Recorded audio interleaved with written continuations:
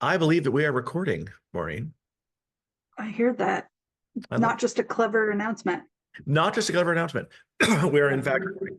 Yep. So I am delighted to talk with you today, because we have a million things to talk about. We always have a million things to talk about. So Um, true. you had a specific thing you wanted to talk to me about today. Yeah. Um, So yeah, I don't know if you know this about me, although I do know you know this about me because we talked about it before. right. But one of the things that I am doing, amongst many of the things that I am doing, is trying to write a book, Come on. right? I know, right? I love And that. I hear you know a few True. things about book writing. I do. Um, and I won't lie to you, my book isn't finished. Yeah, It's just not. sure. I got about 7,000 words in, and Yeah, it's been sitting there. But as I'm going through this process of getting the gumption back up to like really yeah, dig in again, and as somebody who is also a very strong planner, like I like a good plan, yeah. I would like to understand what my options are from a self-publishing Yeah. versus what are my publishing options, because like everybody says like what you really want is to be like published by, you want an agent, an Sure. agent's going to be so excited, and then like all those movies that you see about writers being stuck on, sequestering themselves in a Mhm. cabin on a beach, and their agents trying to get a hold of them and they can't, and it's so dramatic, right? And like I think, is that what I want? Is that the path I need to go in order to get my Is that book me? Does that published? fit me? Yes. I And need then to there's know. So, one of my favorite moments ever. So this is one of the weird things that sticks out to me from Back to the Future. Classic movie. Uh, Back in time, the guy tries to sleep with his mom. That's a whole thing that we don't talk about in that way. But creepy.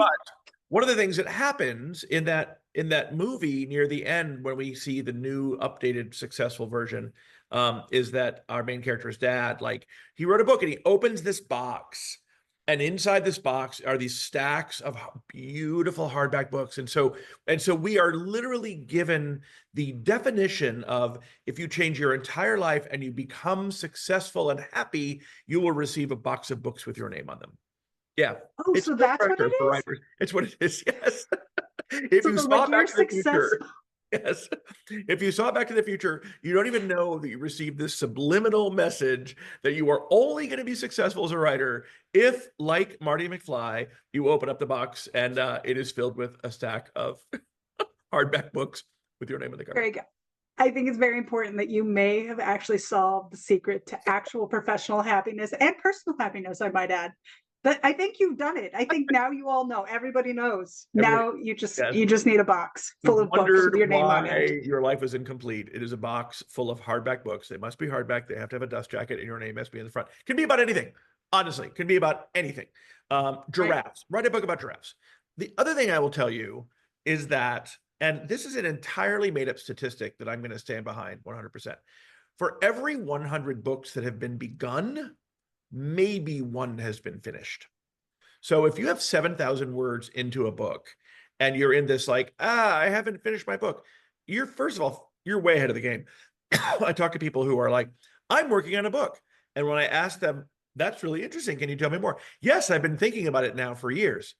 And I have to be the one who gives the really unfortunate news that thinking about a book is not the same as writing a book. It's Yeah, great. it's true. It's a great place to start. It's not the Yeah. place. Okay. It's true. Awesome. Well, let's dive in because, like, I do have a million questions. So, Ready. as I'm sitting here trying to figure out what I want to, Yeah. how to clearly improve my life exponentially by opening a box of books with covers and my name Yes. on them, etc. Mhm. Yep. Um, like, how do I do that? Like, Yeah. what are my options? What are my choices? I don't So know. many. The good news is lots and lots of choices, several of which are entirely in your control. Mm, So, I know, right? So let me talk about traditional publishing first. Oh, let me back up. So I've self-published several of books of my own.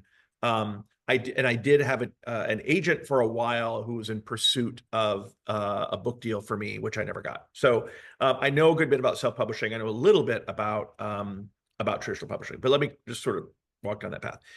traditional publishing is the one that Marty McFly did. That is, you get an agent, your agent works with, it connects you to an editor says, yes, I like your writing well enough that I would like to be your editor. And that editor is who gets you into their publisher. Yep. There's variations on that, but not a lot of them.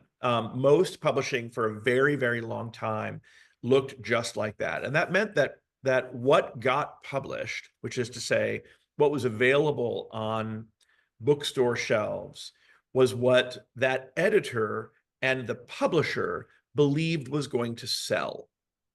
So Okay. they were very much the gatekeepers, and in traditional publishing, they still are the gatekeepers. So it doesn't mean that what you wrote isn't an extraordinary piece of art, but if they don't believe they can sell it, they're not going to be interested in putting money into publishing it. Got So it. that's the first really important thing, is that there's a tendency to think that if unless you're traditionally published, like published by Simon and Schuster or Penguin or something like that, that you're not like a real writer, whatever the heck that means, which is just not true. Okay, so what I Wait, would say, but yeah, wait. Why do you think people think the only way that they are a real writer is if they get published by one of those mega houses? I mean, we have a weird approach to art in this culture where we believe that you're not actually an artist unless someone pays you to do it.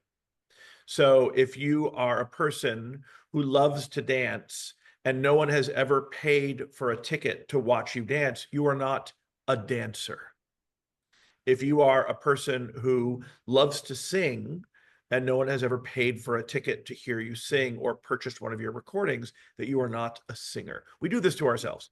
And so similarly, there's a story we tell ourselves about, you're not actually a writer unless someone is paying for your writing. This is not a true statement. You're a writer if you okay. write. So you are currently a writer, as am I.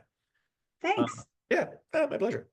The traditional publishing thing is, if you get an agent and you get a publisher willing to publish your books, they might uh, offer you an advance on royalties in order to give you the ability, the sort of space to go and write. So that's what everyone wants. Like, so I could come to you and say, Maureen, my gosh, this story that you're writing, the 7,000 words that you have are the most brilliant thing I've ever seen. I would like to give you a lot of money so you can go off into a corner and finish the book in question. And you're like, great, that sounds awesome. And then, of course, I'm your editor. So I'm going to say, that whole storyline that you've got about like turtles, I need you to make that into owls, because nobody's going to want to read about turtles. So do me a favor, write about owls.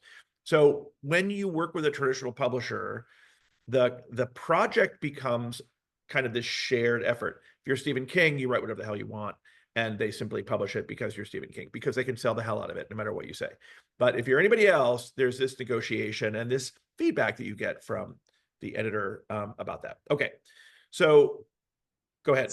That's really weird because there's sort of a tug of war control problem there, right? Because then you're sort of, this is like owning a company and having shareholders versus owning a company outright, right? Yeah, it is. It is, except that if I stick with that metaphor for a moment, in most Yeah. cases in traditional publishing, you, the writer, don't get any shares. So your copyright is typically what you sell in exchange for that advance. So your right to that book. Now, this is all super complicated because the contracting is what you might imagine. So your agent help. This is why you want an agent. They help you negotiate whether you are going to sell only the book rights to ABC Publishing, or if you're going to sell them the book rights and the movie rights, or the book rights and the audiobook, the printed book and the audiobook rights. All that becomes part of the negotiation, but you're almost certainly going to need to offer, and in exchange for that advance they give you, the copyright, some version of the copyright, which is to say rights to reproduce and sell that work. Oh, Yeah. sucks. Well, I mean, it only sucks. I mean, there's two sort of schools of thought there, right? So it does suck because you don't have control over your written work anymore, right? Yeah. But you do still, in theory at least, own a typewriter, or more realistically, a computer. So you can write new things, right? You can continue to create and sell them. You would say that about a painting. When you're done with a painting and you sell a painting to someone and they give you $1,000 for it, it's now their painting. They can Mhm. put it through a shredder, they can give it to their kids, they can do whatever they want. So similar idea with copyright. Just you get to a point where somebody says, I like that well enough, I'd like to buy it from you. And maybe Okay. you're still involved in the transfer of that, or the transition of that. And maybe you say, again, you can have rights to the print, but not rights to the audio. Um, Okay. That makes sense. yeah, and so it is kind of a weird thing to think about because it feels so personal. But again, if you're an artist who wants to get paid for your art, at some point you're gonna have to sell it to somebody. Yeah. Um, Yep. so the good news or the bad news is the complication that I just described only has to be navigated by a very tiny percent of writers and authors, because again, the gatekeeping process of getting to a publisher who wants to publish your book, you've got to be a really good writer. You got to be writing in a genre that is desirable, and you've got to be writing about a topic that is desirable. So the book agent that I had at the time, I used to write a relationship advice column. Did you know this? You might not know this. I did know this. I wrote a What was it? relationship advice Single column. bitter guy? It was the bitter single guy's relationship advice, and I wrote it for actually several years. And I had an agent who found me, who said, like, I really like your writing. I think that we could make a book out of this. So I wrote a first chapter and a proposal, and then outlined the rest of the book, which is not uncommon when you have an agent. When they're trying to sell you, they want the chance to negotiate about like what the final product would look like. And Right. I got lucky because she copied me on all the emails that she sent to editors, and I got to see all their responses. At the time, you may or may not recall, so you will recall, there was a TV show on TV called Sex and the City.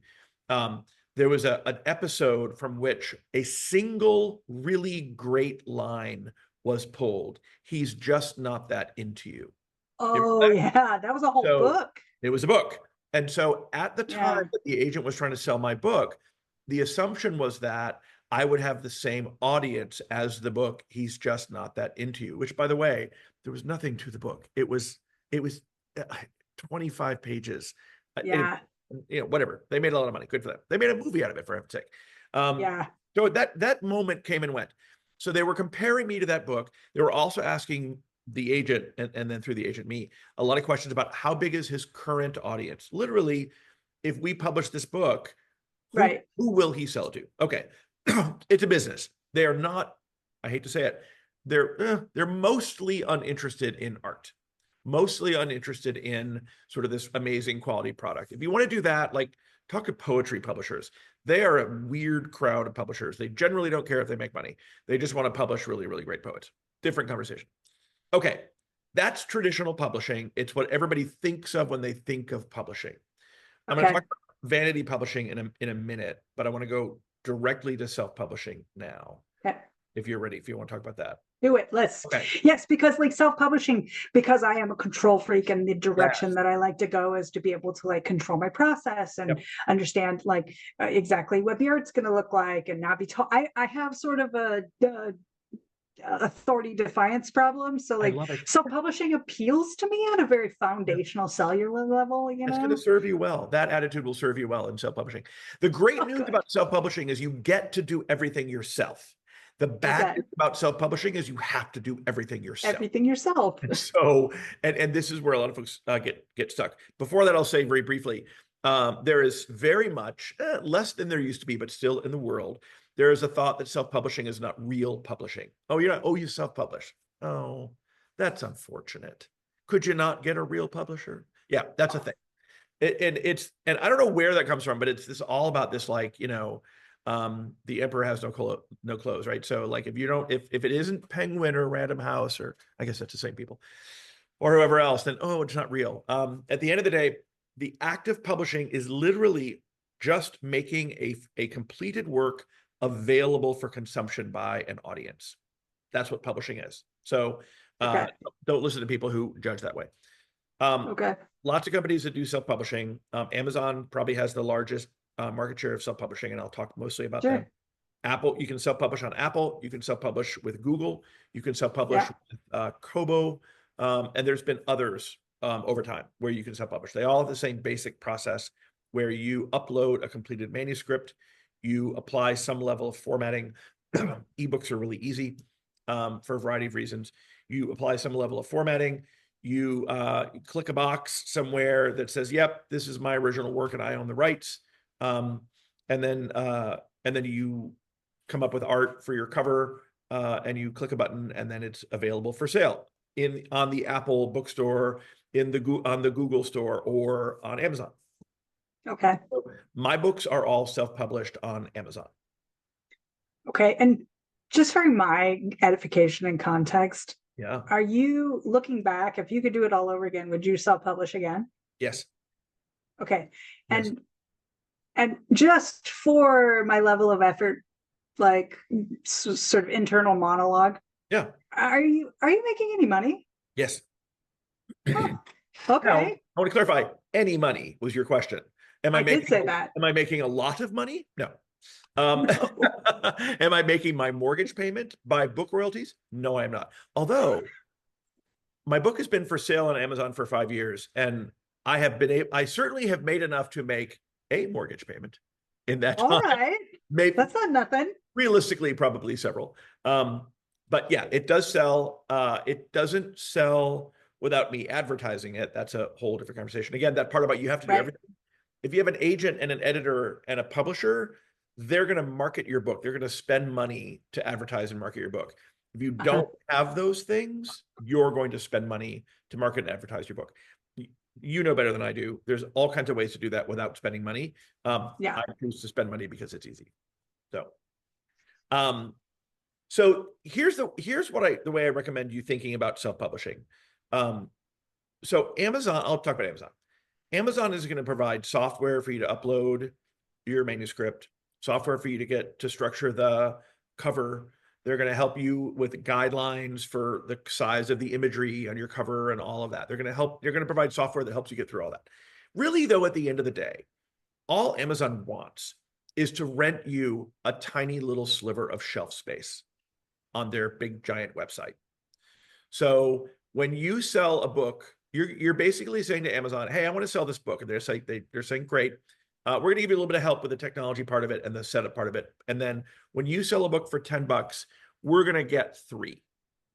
And so part of the sort of royalty share arrangement has to, there's some variables in there, but that's basically it. You are renting shelf space, and you are asking Amazon to make your product, in this case, your book, available to their customers.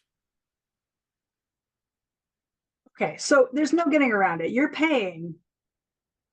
Yeah. Regardless, but you get to keep the rights of your work. I think is the So nut that I'm hearing, right? two answers to that. First, about rights. Yeah, that's the thing about putting it on a shelf. You never for an instant give up your copyright or your rights to your work, ever, when you are self-publishing. And if you're self-publishing and you sign something that says you give away your rights, stop and don't do it. Okay. Certainly where Amazon is concerned, your book is your book, your rights are your rights. There's some fine print there, never about rights, but it's like if you upload a paperback book. So I've done paperback on some of my books, and they print ahead of time any of those paperback books, and then you decide to pull your book off of Amazon's shelf. You can't prevent them from selling what they've printed already. Okay. They're not going to take a hit. They don't do a lot of print ahead. It's a print on demand model. So, but again, so that's the fine print really is, if you take your book down today and you go searching for it tomorrow on Amazon, you might find it. People can also resell your book. And that's not the same. Like, so you could literally go online today. My book sells for, I think, $14 for the paperback. You, Maureen, could go online today, buy 100 copies of my book, and sell them for $10 each. There's nothing to stop you from doing that. Okay. Yeah. So I mean, again, I haven't lost my rights anywhere in there, but people sometimes will think that, well, okay, when I unpublish my book from Amazon's system, that means it's no longer available on Amazon, which is I see. not necessarily true. Okay. So, But I guess my point is, like, the ownership of the words on the page are still yours, even if somebody can resell your book. zillion %. Yep. Okay. All right. Completely retain rights. But then the other thing you said was you have to pay, and you're right. So technically, very technically, self-publishing on Amazon is free. Amazon will not charge you a single penny. However, I always recommend that people pay an editor. None of us are editing our own work. So you don't have to, to self-publish on Amazon, but it's a really good idea. I also recommend that people pay a graphic designer for your cover. You don't have to, Yeah. but Yeah. if you want to stand out and sell books, then it pays to have that. So technically it is free, but there are Yeah. places where it makes sense to spend money. So it's interesting because on one hand, the people who are in the publishing space have a beat on what will sell. They have a beat on how it will sell, though they have a beat on what editing might help increase the readability slash best reviews, et cetera, et cetera. Yeah, And when you're self-publishing, the real onus is on you to bear the risk. correct. Yep. Okay. Yeah. Both Yeah, from a because you monetary standpoint and a potential for sale standpoint. 100%. I see all the time. I'm on a couple of different like Facebook groups and things like that for people who self-publish, and people will go in Yeah. and they'll write a book and create a manuscript, pay an editor, maybe get a great cover, and then drop it into Amazon. And again, like imagine shelf space, right? So it gets up on a shelf at Amazon, but think of the size of those shelves. So it is on a Yeah. shelf somewhere in the back. So is it Uh-huh. possible someone will happen upon that book? Of course it is. Is it like, Sure. no, it is not likely. Is it Yeah. like partially likely? No, it's like unlikely. Without promotion, if someone buys your book, it was probably your mom. So, I thought you were saying your mom joke right there, so I was waiting for the punchline. But that was just you're literally referring your to my actual mother. mom. So Yeah, your actual mom. Well, because there's people, you think about like, why do you want to self-publish? So I've talked to authors. Like I talked to a man once some years ago who, had retired, had a bunch of grandkids, even some great grandkids, went down to his basement, wrote his memoir, self-published it on Amazon, didn't care if he ever sold a single one. His grandkids all bought a copy and he was done. Like that was why he did it. So okay. so that's a possible and viable outcome. He doesn't ever need to advertise because he doesn't care if anybody buys it. He didn't Well, I have mean, so that's such a great question to ask. So if like I am an author, yeah. like what is the goal of what Yes. you're trying to accomplish with the book, I think is probably the fastest path to figuring out what makes the most sense from an effort and time standpoint, right? Yeah, it absolutely is. It's also about where do you want to spend the money, right? So if your goal is you want a memoir for your grandkids and nothing else, don't spend any money on art and for a cover. Like make it your own art or use one of your grandkids' art, right? So don't spend money if that's what you want to do. If you want to become a best-selling author, um, like before you put a single word on a page, get a marketing person like next to you to talk about your audience and what they want. And like if it's nonfiction, excuse me, if it's fiction, like what genre are you writing in? Who are the writers in that genre? What's super popular in that genre? Like, let's assume you're good. Fiction writers are, picky. I am one. Yeah. Fiction readers rather are picky. Like they're not gonna buy your book because your marketing plan is good. Um, Yeah. Similar if you're a nonfiction writer, all the same things. Who's your customer? What problem are you solving for them?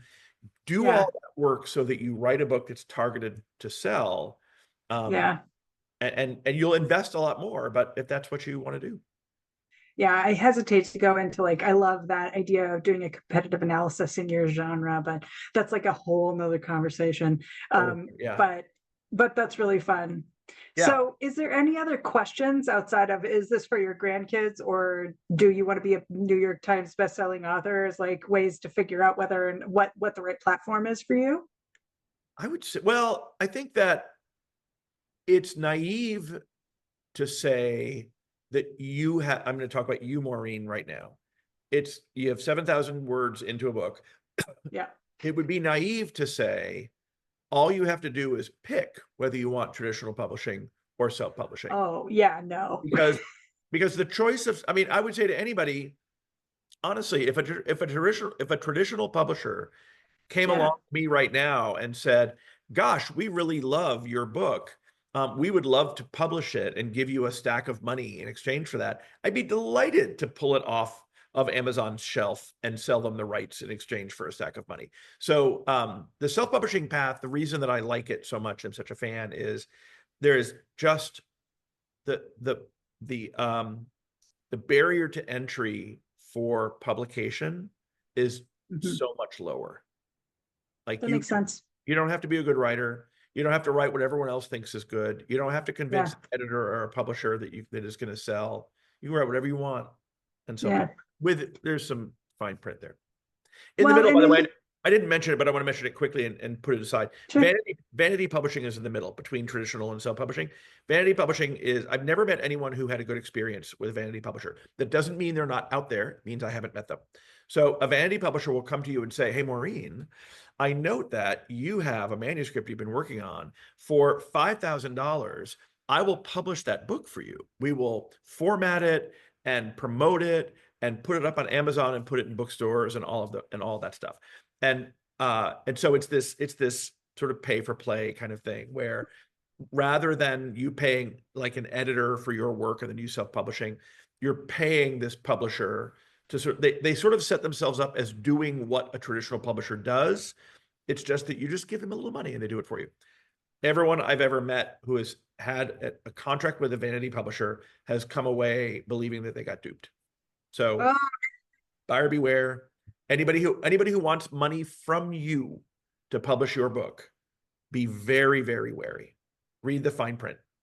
I feel like this is a challenge to anybody who's watching this video. Like, have you ever had a good experience with a vanity Yeah. publisher? Tell us I about would it. I want love, to I would, know. I would love for my version of this story to be, I've only ever heard from one person or 11 people, whatever the answer is. Yeah, if you've got Yeah, experience, I'd love to hear it. yeah, for sure.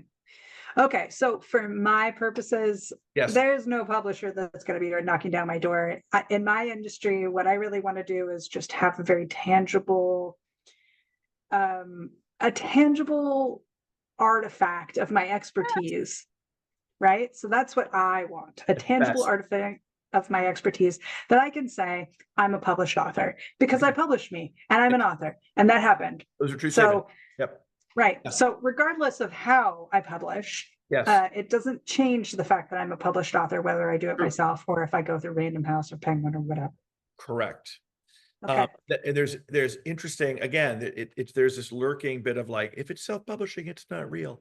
So I had to sort of work my way out of the language I was using myself, where I used to say, I self-published my book. Self doesn't need to be part of that. I published Yeah. a few years ago, which Yeah. is how I say it now. That's a good point. So I think the big takeaway here is like it doesn't matter how you publish it, you're published. Yeah. Your book is available for consumption by an outside audience. They can buy it and read it without you having to be there. You have a published work. Yep. Yeah. Yeah. All right. Well, that's super helpful. Thanks, Greg. You're welcome, Maureen. The thing, and I would say the next conversation or one of the next conversations, we should talk about like, okay, so at 7,000 words in, if you think self-publishing feels like a good choice, like what should you do? Obviously, one of those things is write more words. That's always a good choice. But there's a whole conversation about identify your audience and start building your audience now. Yeah. So even while you're writing, start identifying who you think your audience is. And there's a whole bunch of stuff to pursue in that direction. We can talk about that the next time. Yeah, as a marketing expert myself, I As you get are. very excited about talking about that. And as someone who has utilized my marketing experience and come up with your own expertise through the process of actually publishing your books Yes. and doing it ongoing for several years, I would be fascinated to hear your perspective and what you've learned from that process over time. So I think that would be such a cool talk. It's going to be a fun one. And part of what I've learned from you. So it's like things that you and I talked about even years ago when I launched my first book. And then what I've like learned since then about what to do with it. So yes, that'll be a wonderful conversation next time. All right. Awesome. I think we're done for this time though. Yeah. Mhm. This was delightful. Always. All right. Bye, Maureen.